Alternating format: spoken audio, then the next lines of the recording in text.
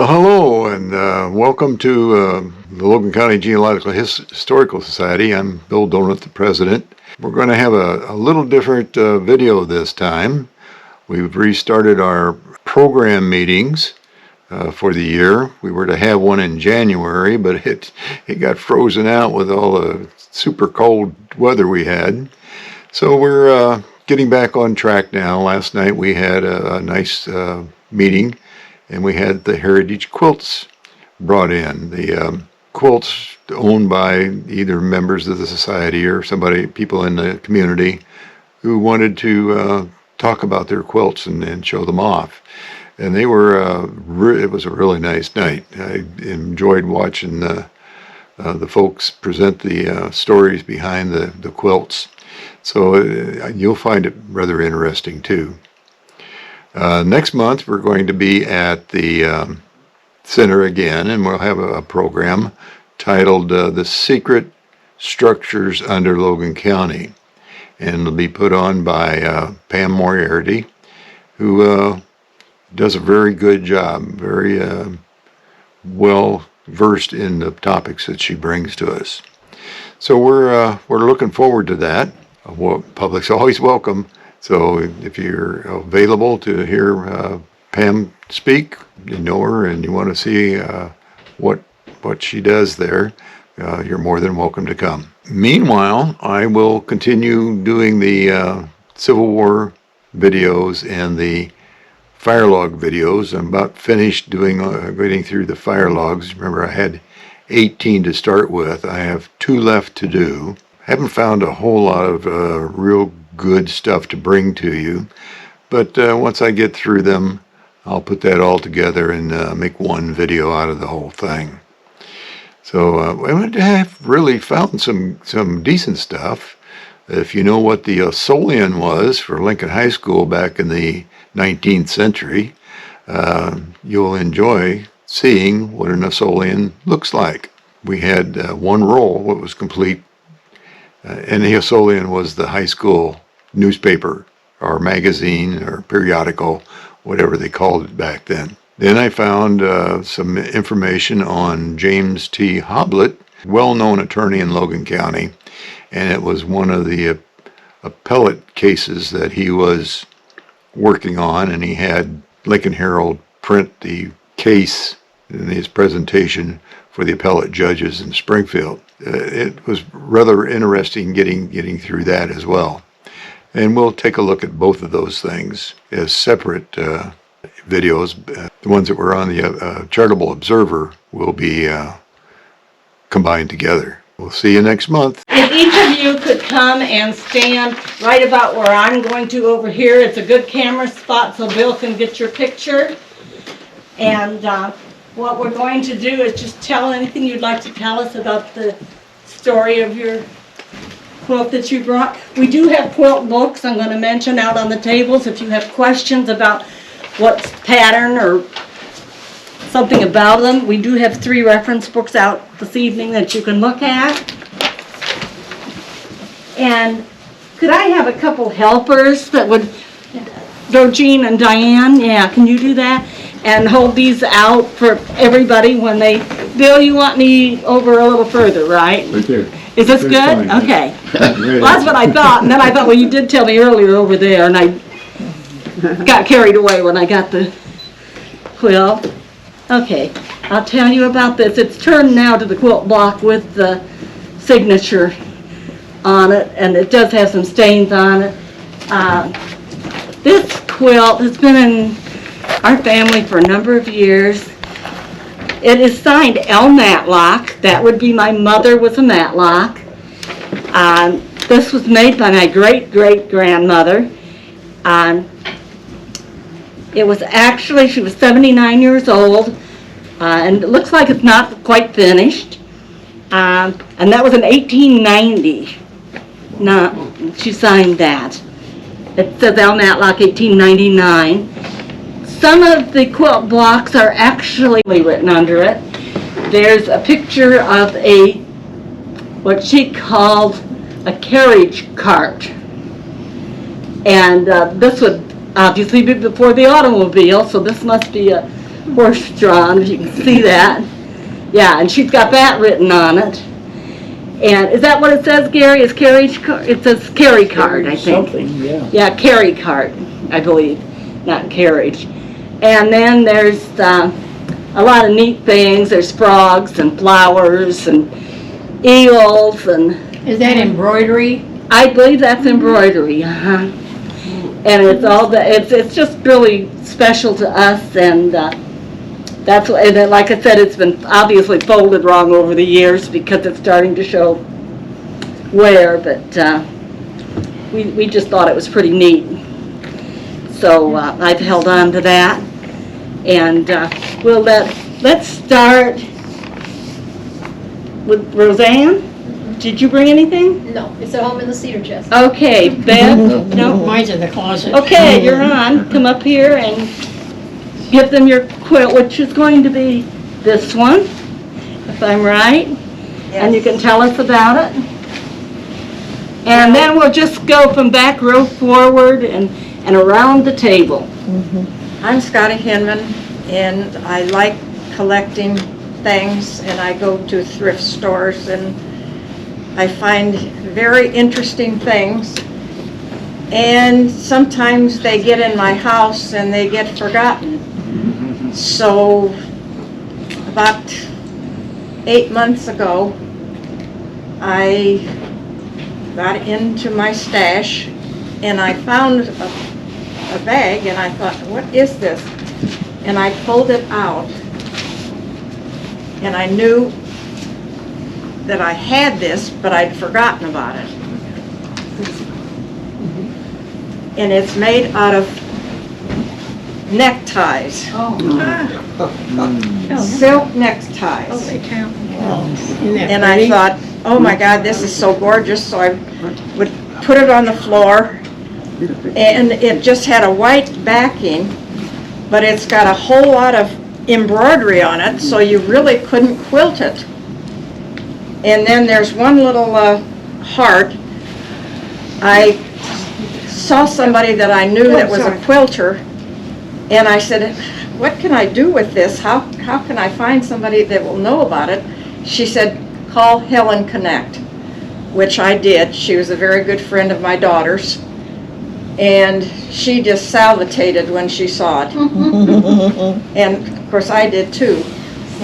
So anyway, I had fabric, which I have a lot of fabric, and I could either use this blue or use this color, but I thought it'd be easier for her to do this, because there's no way you could put anything inside of it. So I have no idea where it came from, but I think it's absolutely gorgeous. It is. Somebody did a lot of work. Yes. So how did she fasten it together if she couldn't quilt it like knotted or something? She put little black dots. Okay. And here's, you can see everywhere where Yeah. she put them together. Oh. Yeah. So when I told her, I said, I want black binding. So the back of it wasn't there when you found it? There was a back, but it was just white, just cloth. And this, the front of it here was already the way it looked. You're gonna have to dig around a little bit more and see what else you could find. Well, I lose things in this house because I lost something. I had some little metal chairs, and they had a little, the seat, you could take it off because it had, it was soft. So I got the chairs out last year, and I couldn't find the seats. Well, you can't sit on a seat. So I've been up in my attic, and I found them. Thank you, Scotty. Oh, thank you. I'm just pleased that I talked to Roger, I said, oh, can I bring my quilt? But I have several others. I have one that is a friendship quilt, which everybody, would get a little square and do that. And then I have some other ones that my great aunt made for me. And they laid around for a while, and then I took those two up to be quilted, and a lot of people have looked at them, but they didn't like the way I put had the binding. I had one with black and white check and one with black and white something, and these, I call them my folk art. So I have not, well, I cut out squares at one time. I was going to make a quilt, but that didn't come to fruition. Thank you very much. Still time. Very good. Okay, who's next? What? Oh, Right. Okay. When you say so, I'm way down here. Yeah. Okay. and please give your name when you start your presentation. My name is Abby Alexander. I'm from Peoria, Illinois, but from Lincoln originally. So this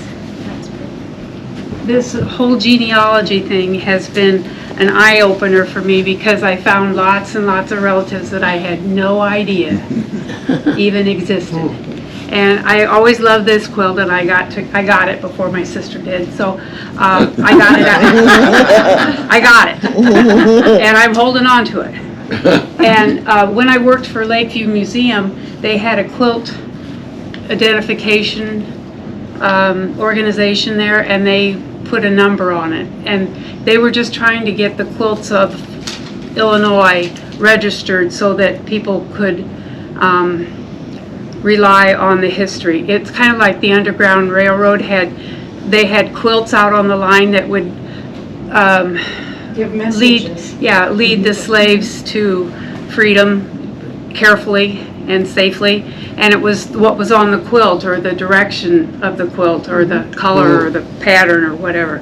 So anyway, I found this little piece of paper, and it says this quilt was made by Mrs. William R. Hill, and that's Caroline Harris, who's buried in the Green Valley Cemetery, and I knew nothing about her. And anyway, I thought that my grandmother Alexander had made it, but it has nothing to do with the Alexander family. It was Kate B. Hill Alexander's mother who did it in 1883. And she's my maternal she'd be my paternal. My dad's grandmother was Kate B. Hill. So anyway, she's an excellent seamstress. My colors, red, love red, and I keep it folded weird so that it doesn't develop lines for fold and stuff like that. So Well, we will fold it, then you can refold it. okay, the way I've you got a want bag for you. Also, I brought the history tonight of a quilt that Abraham Lincoln designed while he was waiting for dinner at my dad's first cousin's mother's house. And she was Mrs. Hornbuckle, and very, very good friends with Abraham Lincoln. Thank you. And anyway, he sat there with his compass, and he made a design, and she made a quilt of that. And she bought the fabric from the Barry Lincoln store, and she dyed the string or the thread that made the quilting. So it's all documented. I'm going to make copies for the Lincoln book and the family history and link it up. I didn't realize you had to go so far down. So thank you. That's good.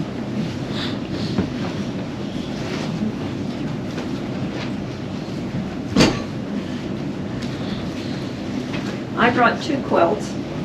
This one, Jean Logan. oh, hello. This one has a little bit of Logan County history to it. My grandparents came to Logan County to work at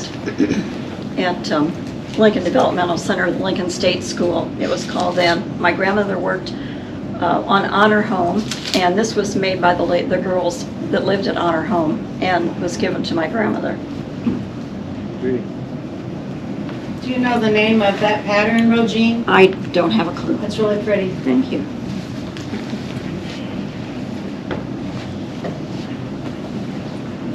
I've seen it. Yeah. Looks like Dresden plate. Yeah, it looks really. No, it's not Dresden plate. And this one was made by my maternal grandmother that I never knew. She died in 1934 when my mom was just 12.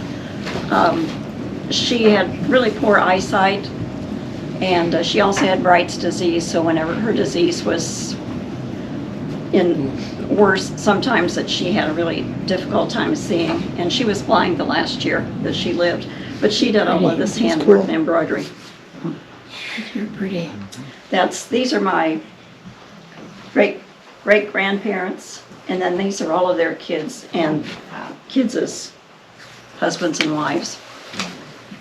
That's pretty.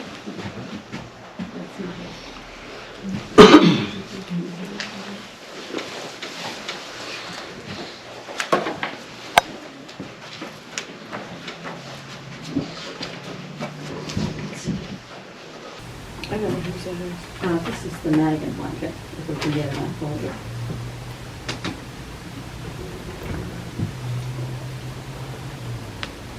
This was given to the,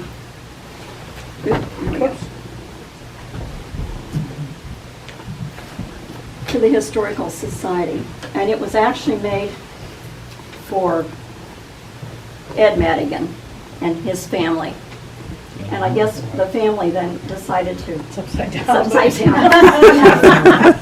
It's okay, we've kind of been that way. It was made by the Gilbaugh. Huh? It was made by the Gilbaugh family. Yes, it was made by the Gilbaugh family, and the Madigan family gave it back to the Gilbaugh family, and they brought it in for us.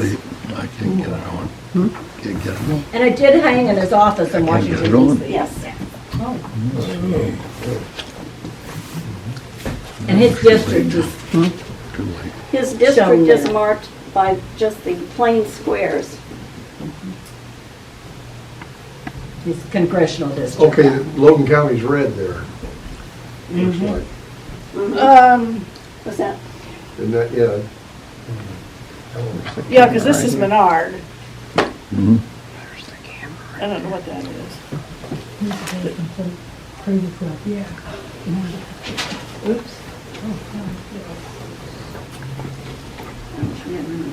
I'm too to put this one up, but we just don't have enough wall space. It's heavy. Okay, who's next? Is that Gary? Gary.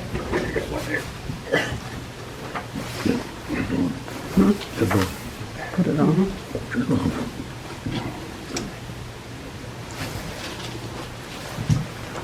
Well, this is, it's got a few holes in it. This is my mother's, my wife's aunt, mother's quilt. I don't know what you do with it. And the thing that really is kind of interesting, what the word is, that was made from feed sacks. And I don't know, the older people probably know what that means, but Oh, yeah. Oh, yeah. they usually made a lot of aprons in them days out of the feed sacks. And supposedly that's what this is, so, It That's took neat. 2 feed sacks to make a dress. yes. Yeah, They had that color Done that. full of seeds, feed and sacks. shirts for my I had brothers. all kinds, yeah. When they I can remember my grandmother making aprons, all kinds. yeah. Yeah. My mom did too, yeah. When they found out My mom was Got going a to little get, label on it. going to get chicken feed and then Well, I've seen one bag would be way up here and one way down here and they'd have to move the one whole big stack to get It's just the the old 2 of them. Yeah. Okay. brownish. Burlap. Burlap. Yeah. Because Bob used to tell me they used to make shirts and stuff out of Charm quilt. kitchen towels. Muslin, yeah, cotton muslin. We have kitchen towels, I know.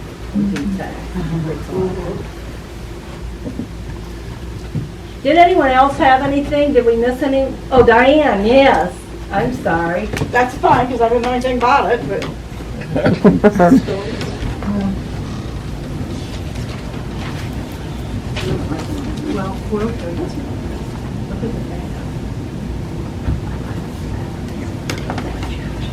Okay, I really don't know anything or very much about this quilt. I believe that it was made by Bob's grandmother or great-grandmother, and it got passed on down to Russell, his dad. And Bob's stepmother, when she moved to Florida, she gave it to Bob. Why, I don't know, but I have kept it, and maybe because maybe she knew I would keep it and, you know, take care of it. I have no idea what it's made of, if there's anything important in it. There's nothing written on it. And I intend to pass it on down to my grandson. Unfortunately, I'm going to pass my kids, because I'm going to pass it down to Kyle, because he lives in Logan County still.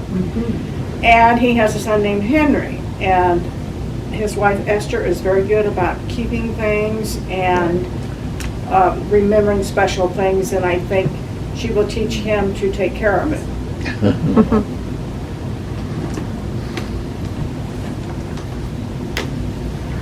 Thank you, Diane, and we appreciate the quilts that everyone has brought to share with us.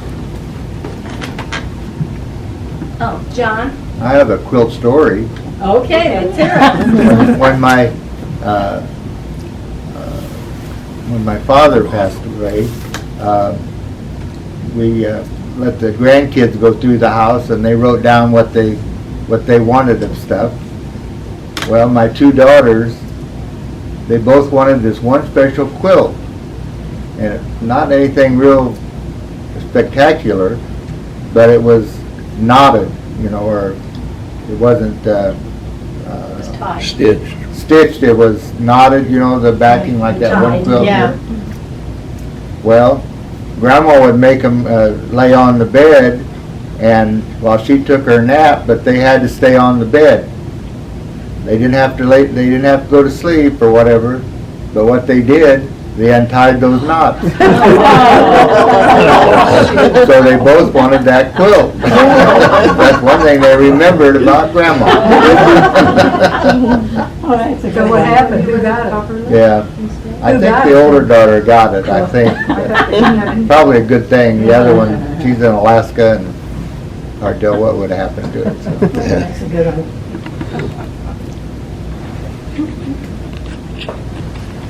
Thank you.